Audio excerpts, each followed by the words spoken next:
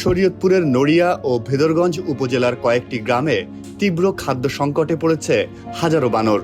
স্থানীয়রা বলছে অন্তত ৫ থেকে ৬,০০০ বানর বর্তমানে খাবারের অভাবে দিশেহারা হয়ে পড়েছে।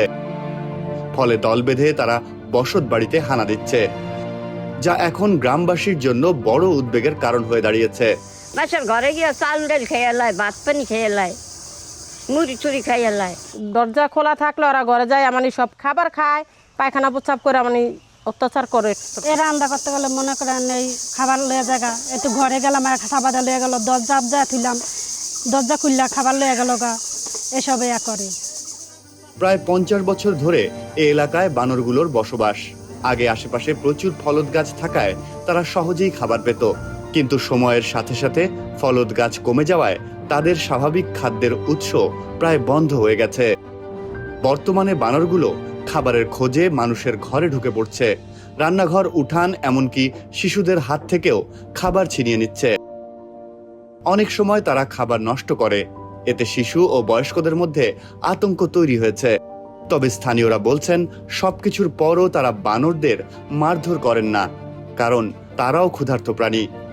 স্থানীয় বাসিন্দারা জানান তারা নিজেরা কলা, মুড়ি, বিস্কুট দিয়ে বানরগুলোকে খাওয়ানোর চেষ্টা করেন, কিন্তু এত বিপুল সংখ্যক বানরের জন্য তা যথেষ্ট নয়।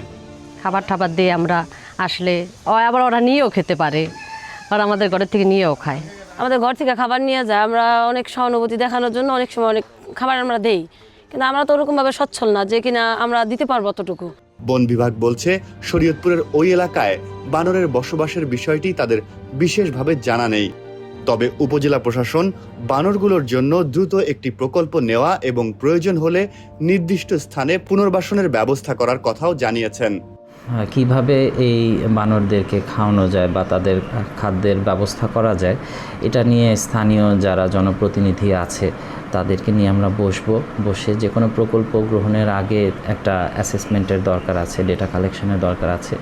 আমরা আগে একটা প্রকল্প নেওয়ার আগে এটা যাচাই করে দেখব যে কী পরিমাণ বানর এবং তাদেরকে আমরা কিভাবে নিয়মিত ভিত্তিতে, হয়তো সেটা সপ্তাহে 2 বার বা 3 বার, সারা বছরে আমাদের কী পরিমাণ খরচ হতে পারে, এরকম একটা ধারণা আমরা স্থানীয় জনগণের সাথে আলাপ আলোচনা করে নিয়ে তারপরে আমরা তাদেরকে কিভাবে এই বানরদেরকে খাওয়ানো যেতে পারে বা তাদের পুনর্বাসনের জন্য যদি, অথবা তাদের কোনো একটা স্থান ব্যবস্থা করে দিয়ে যদি তাদেরকে নিয়মিত ভিত্তিতে এরকম খাওয়ানো যায়, তাহলে এটা আমাদের সামাজিক দায়বদ্ধতার জায়গাটাও আসলে ক্লিয়ার করে যে তাদেরকে কিভাবে আমরা সুন্দর একটা ব্যবস্থাপনার মধ্যে নিয়ে আসতে পারি।